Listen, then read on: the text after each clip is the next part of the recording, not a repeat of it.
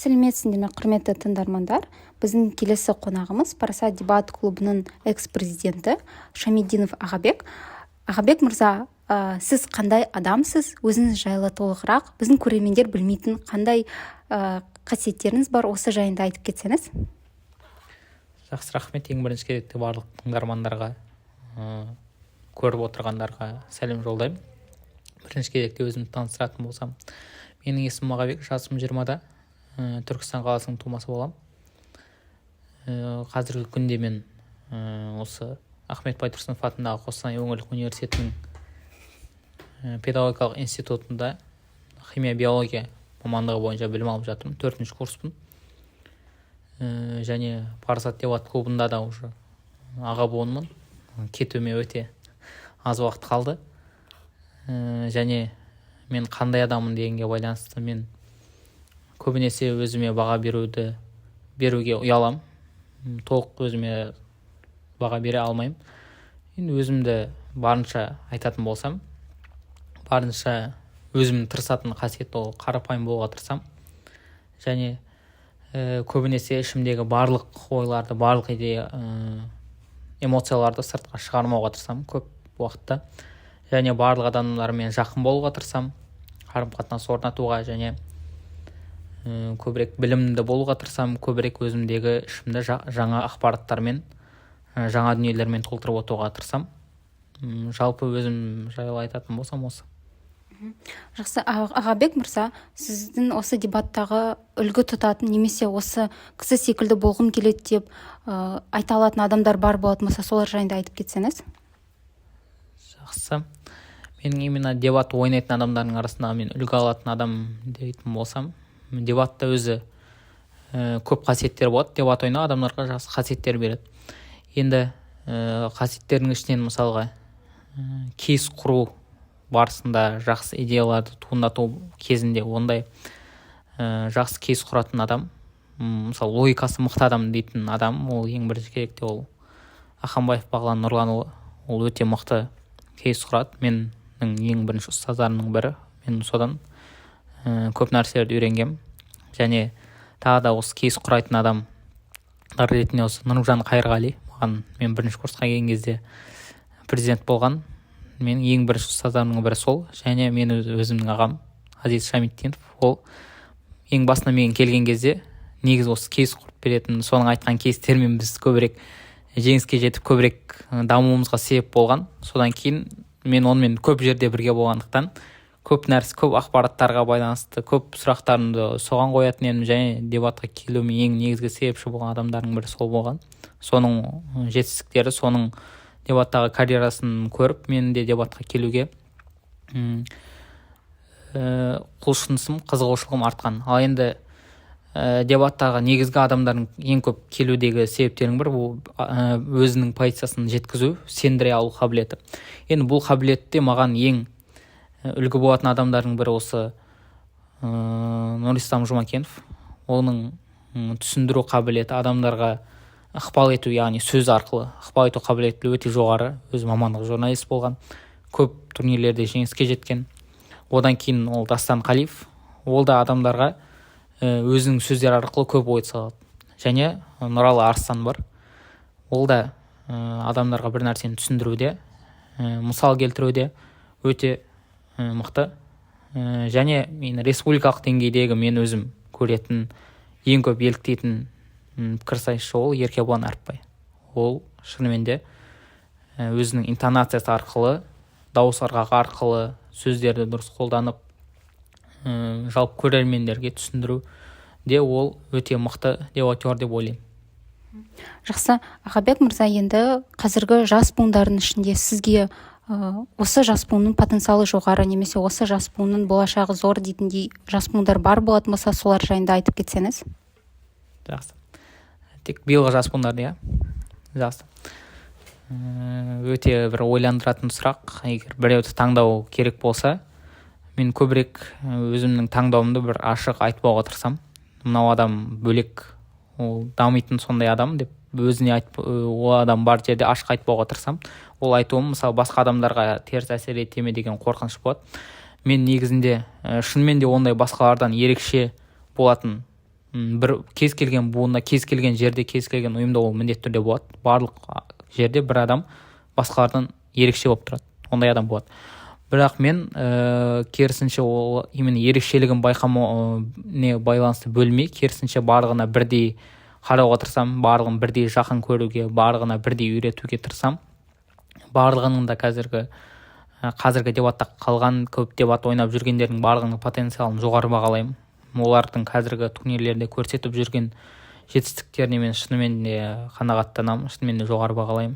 Именно менің бірінші курстағы деңгейіме салыстырғанда олардікі жоғары. Олар өте көп турнирлерге қатысып жатыр. Олар өте үлкен деңгейде адамдарға көрінетін жетістіктерге жетіп жатыр. Ал мен бірінші курсымда ондай алып тұрған бір үлкен жетістіктерім болған емес. Олардың яғни жан-жаққа ашылу олардың.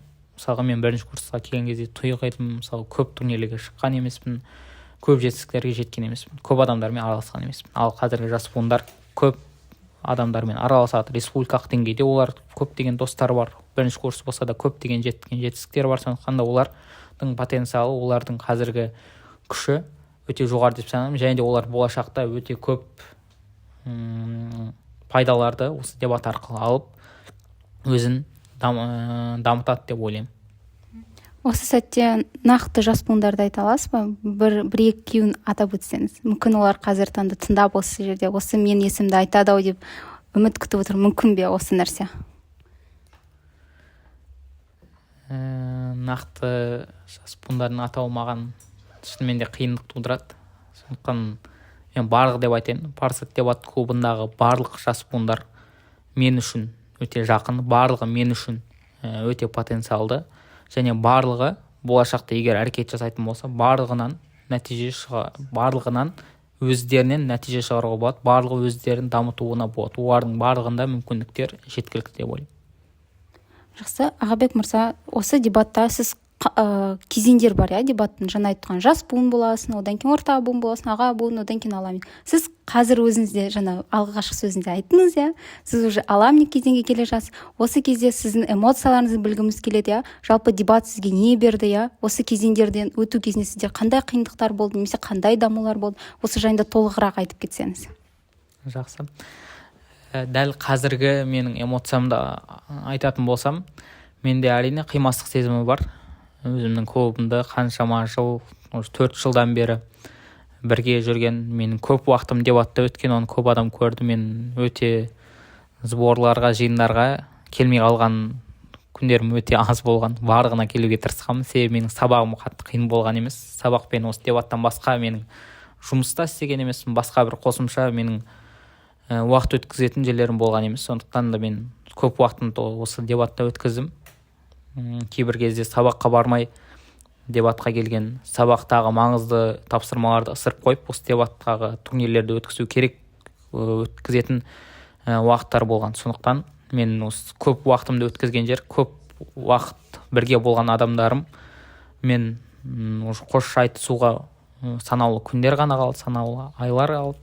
Сондай осы бірнеше уақыттан кейін мен олармен парасаттың қазіргі действующий мүшесі деген аттан уже кетем, және түлек деген атқа баратын болғандықтан бәрібір де қимастық бар, бір өкініш сезімдері болады. Осы тағы да уақыт артқа қайтқанда еді, мынау нәрселерді істегенде, тағы да мынау турнирге барғанда болатын еді, тағы мынау іс-әрекетті істеген кезде болатын еді дейтіндей нәрселер өте көп. Және менде көп өткен уақытқа байланысты қиыншылықтарды айтатын болсам, бізде осы бірінші курсқа келген кезде жақсы үйреніп, барлығы жақсы жалғасып келе жатқан кезде бізде бірінші курстың 2-ші семестрінің басында, сол марттың 10-ы кезде ма, сол кезде барлығымызға белгілі COVID-19 пандемиясы басталды.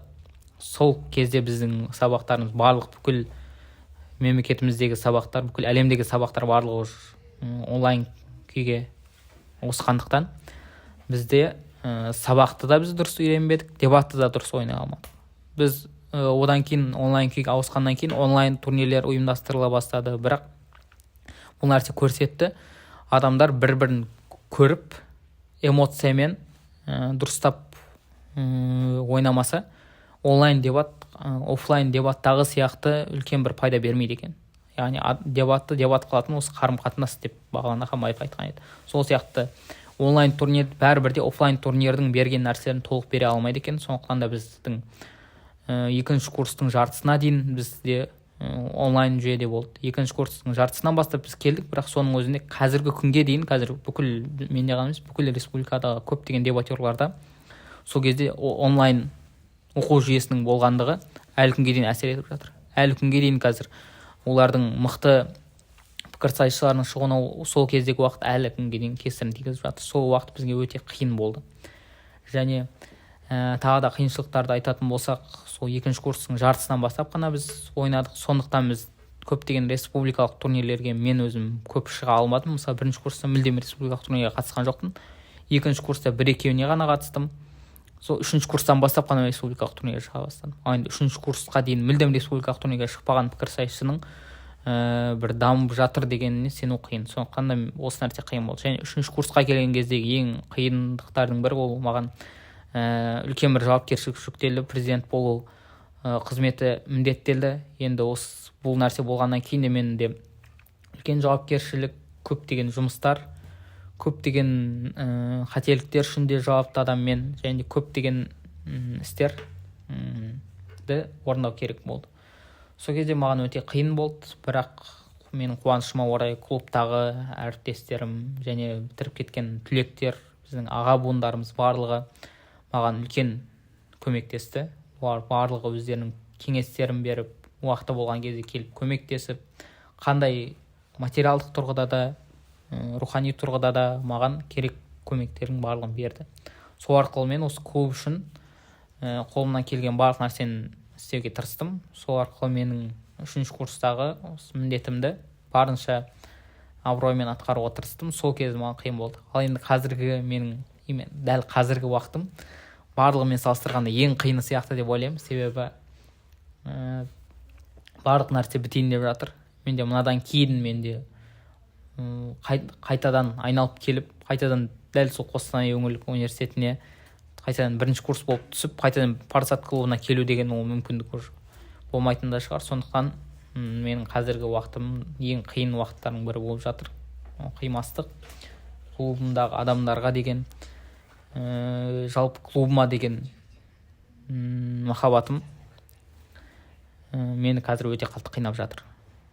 Сондықтан қазіргі уақытым қазір ең қиын уақыттарының бірі. Ағабек мырза, сіз экс-президент болған кезде ең үлкен жетістіктердің бірі ретінде айтып кете аламыз. Ерекше форматтағы, яғни президенттік форматтағы жаңа іріктеу раундтар LD-нің өткізілгені болған еді.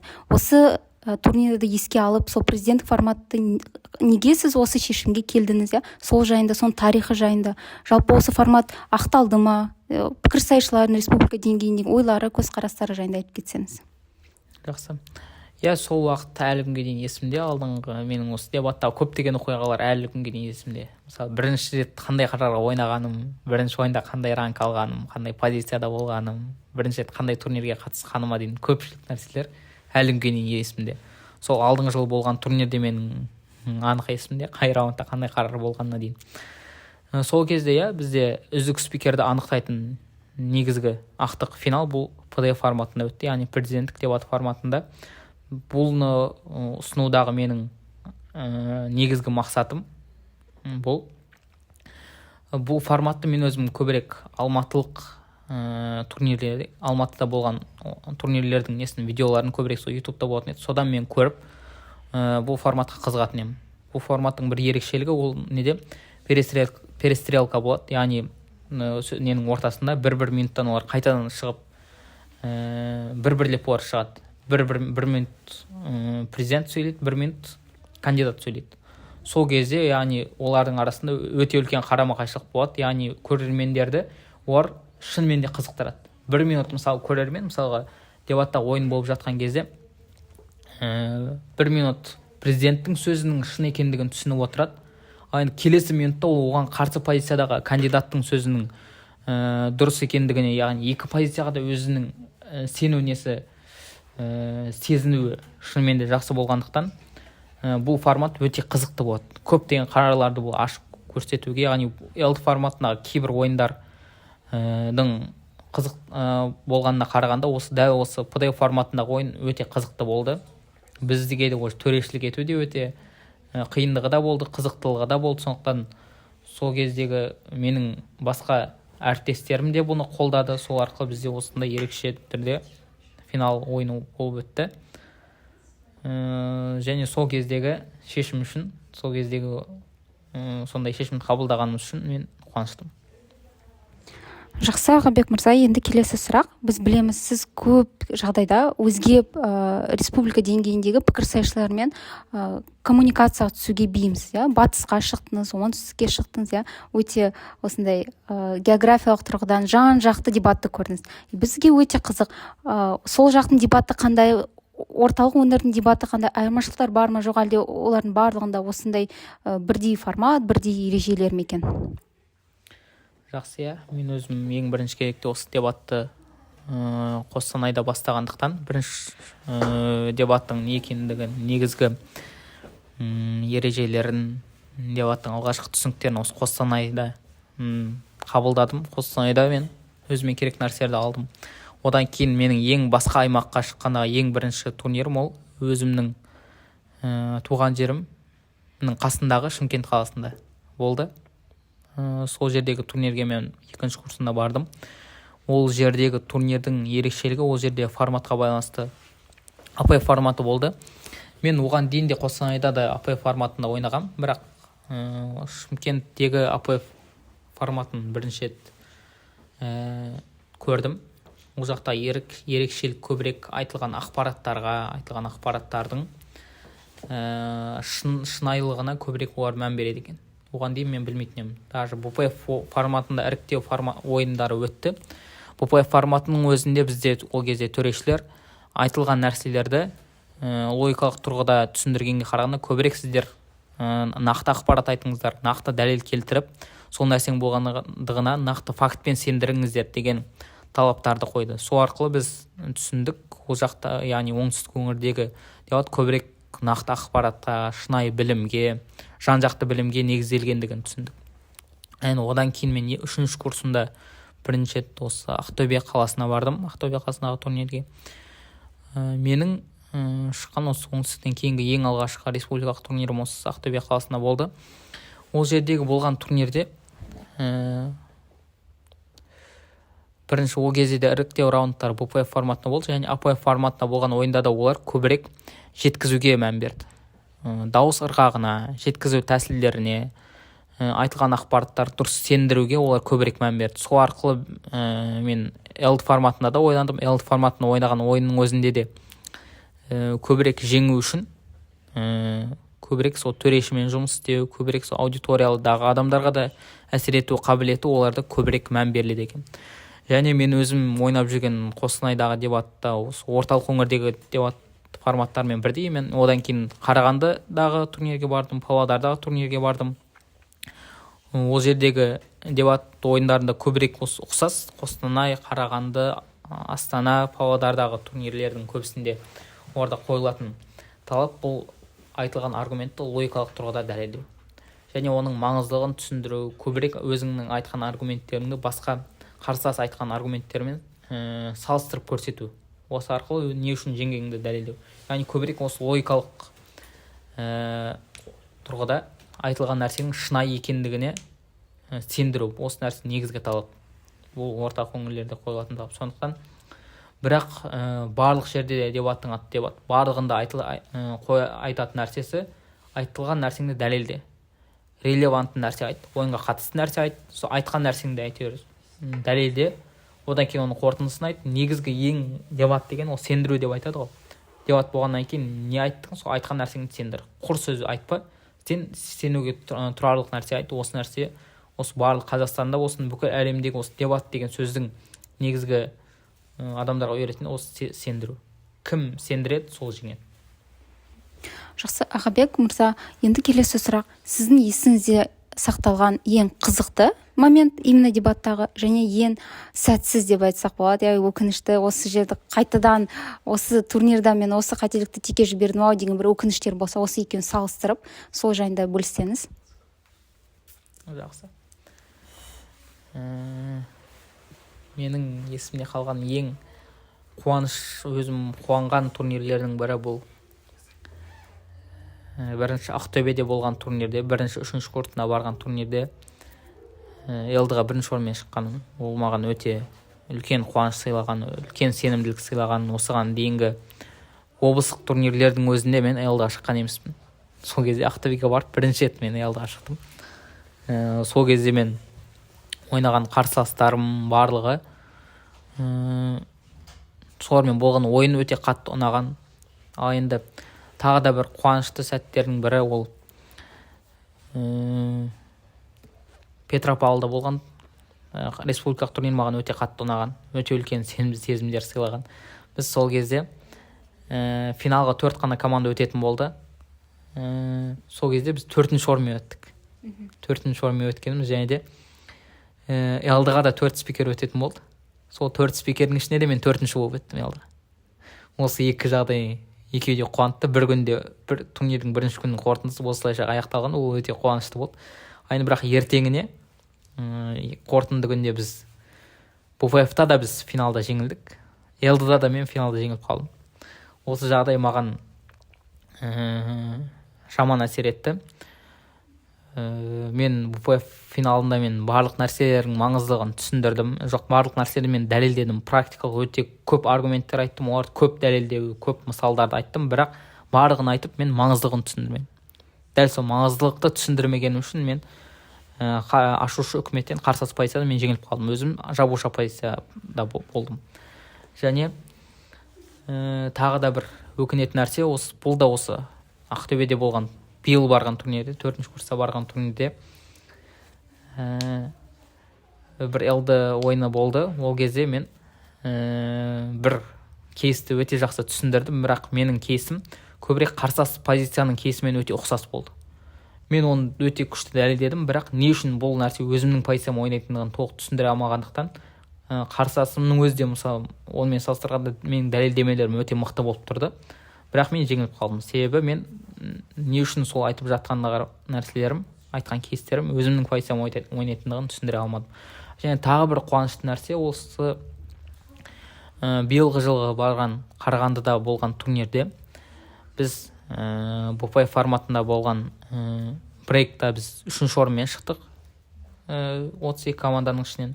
Және елдіға мен өте алмай қалдым, бірақ қасымдағы спикерім менің бауырым Шыңғыс елдіға өтті. Бұл нәрседе мен өте қатты қуантты. Сол кезде мен өте қатты қуандым. Және бірақ ертеңіне болған ойында елді финалына дейін Шыңғыс жетті, бірақ сол финалдағы ойында жеңіліп қалғаны, және бізде БФФ-та 3-ші орынмен шығып ширек финалда жеңіп, полуфиналда, жартылай финалда жеңіліп қалғанымыз сол да сәл көңіл күйге біртүрлі әсер етті. Бірақ олардың барлығы жеңіс пен жеңіліс қатар жүреді. Бәрібір кейбір адамдардың айтқан сөзі бар, туылған адамдар өлуді білу керек, дебатер болған адам жеңілуді білу керек деген сияқты. Барлық кезде өмірде дебаттан бөлек өмірде де сол жеңіс пен жеңіліс, ақ пен қара, жақсы мен жаман қатар жүретін болғандықтан бұндай жағдайларға да жеңілу жағдайларына да дайын болу керек. Бұндай жағдайларда болып тұру керек. Себебі бұндай жағдай болмайтын болса, яғни адамдар қателеспейтін болса, тек қана жақсы жағдай ғана бола беретін болса, адамның бір нәрсе үйренуі, оның өмірінің мәнді болуы қиын. Сол қиындықтардан кейін болатын жеңілдіктер адамдардың өмірін мәнді етеді. Ал енді тек қана жеңілдіктер ғана бола беретін болса, адам ештеңе үйренбейді, тек қана жеңіл нәрсе ғана үйреніп қалады. Ал енді өзі бір мықты адам болып, яғни қиындықтарды жеңе алатын күйге жетпейді. Сондықтан ол кездердің барлығы үшін мен сол дебат турнирлерін ұйымдастырған адамдарға және де өзіммен бірге сол турнирге барған әріптестеріме үлкен алғыс білдіремін. Және бір ең негізгісі осындай мүмкіндіктерді сыйлаған Парасат дебат клубына міндетті түрде үлкен алғыс білдіремін. Жақсы, Ағабек мырза, осымен кішігірім сұхбатымыз аяқталды. Сізден осы сәтті пайдаланып алғыс білдіргіңіз келсе, немесе айтар осы нәрсені парасаттықтар естісін, немесе басқа дебатерлер естісін, қазіргі жас дебатерлер бар, оларға бір кеңестер бар ма екен, жоқ ұсыныстар бар ма екен, осы жайында айтып кетсеңіз. Жақсы.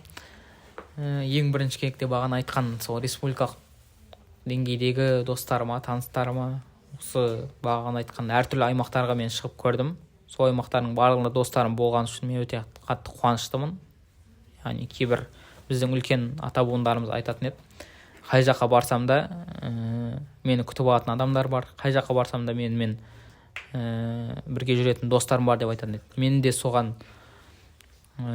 сондай бір деңгейде жеттім деп ойлаймын. Мен мысалы Қазақстанның қай бұрышына барсам да, кейбір қалаларға ғана бара алмадым, бірақ көптеген қалалардағы турнирлерге бардым. Кейбір жерлерге 2 рет бардым. Сол арқылы мен сол жақтағы достарымды көбейттім. Сол достарыма мені сол кезде күшті қарсы алғандары үшін мені дос деп қабылдап, менімен жақсы қарым-қатынас орнатып, маған сол кездегі жақсылықтарды жасағандар үшін сол республикадағы менің достарыма, таныстарыма үлкен алғыс білдіргім келеді. Және осы Қостанайдағы мен ең басында мен бірінші курста ештеңе білмей келген кезде маған барлық нәрсені үйреткен дебат болсын. Мен жалпы дебатқа келуден бұрын мен өте тұйық болып, өте адамдардан көп ұялатын едім. Өз ойымды ашық айту менде жақсы, өз ішімде жақсы ойлар болған күннің өзінде де мен сыртқа көп шығара алмайтын едім. Сол мендегі проблеманы шешуге олар өте көп үлес қосты, маған білім берді, маған өзіндегі дағдыларды, өздеріндегі қасиеттерді маған қабілеттерді маған үйрете алды. Сондықтан оларға үлкен алғыс білдіремін. Маған дейін дебат ойнаған қазіргі ата буындарға, қазіргі аламник түлектерге мен үлкен алғыс білдіремін. Және де қазіргі менен кейін дебатқа келгендерге, мені аға деп сыйлағандарға, мені құрметтегені үшін, мені осындай көптеген қуаныштарыма себеп болғандар үшін оларға рахмет айтам. Және қазіргі менімен бір уақытты дебатқа келген, осы менімен бірге 4-ші курсты бітірейін деп жатқандарға да барлығымызда бірдей қайғы, барлығымызда бірдей эмоциялар. Қазір сабыр тілеймін барлығына. Парасаттан кету деген нәрсе ол шынымен де адамға жеңіл болмайды, бәрібір ауыр болады. Сондықтан барлығына үлкен алғыс білдіргім келеді. Және қазіргі жаңадан келіп жатқандарға, менен кейінгі дебат ойнап жатқандар, менен кейін дебатқа келіп ойнап жатқандарға мен болашақта сәттілік тілеймін. Тек қана сәттілік, дами беріңдер. Оқып үйрену керек. Дебатта жеңілу деген нәрселер болады. Сол жай ғана сол жеңіліс үшін дебатты тастап кетпеңіздер. Сіздер кубок деген нәрселерді, жеңу деген нәрселерді мақсат қылып қоймаңыздар. Мен өзімді мысалы келтіріп те айтатын болсам, менің ондай кубоктарым көп емес. Менің бір алып бара жатқан бір жетістігім жоқ қазіргі күнде, 4-ші курсты бітіргеннің өзінде де. Бірақ менің осыған дейін алған өте көптеген пайдаларым, өте көп қабілеттерді, өте көп дағдыларды, өте көп икемділіктерді мен алдым осы дебат арқылы. Өте көп достарды таптым, өте көп сәттерді, бақытты эмоцияларды мен осы дебат арқылы алдым. Сол маған ол кубокқа қарағанда, сол грамотаға қарағанда 100 есе артық деп ойлаймын. Сондықтан сіздер мақсат қойған кезде сол кубок алам дегенге қарағанда кубок алуды да қойыңыздар, бірақ кубок ала алмау, кубок алу барлығынан маңызды, ең бірінші орындағы нәрсе деп қарамаңыздар. Ең бірінші нәрсе ол достық, ең бірінші нәрсе ол үйрену, білім алу. Осы дебатқа келу арқылы бір пайдаларды алу. Алған пайдаларыңыз ол рухани тұрғыда болу керек деп ойлаймын. Сондықтан да барлық тыңдармандарға, осы тыңдағандар үшін үлкен алғыс білдіремін. Сіздерге тек қана сәттілік. Жақсы, Ағабек мырза, сіз біздің Парасат дебат клубының мәңгілік мүшесі болып қала бересіз. Осындай сұхбат үшін рахмет. Келесі кездескенше сау болыңыздар.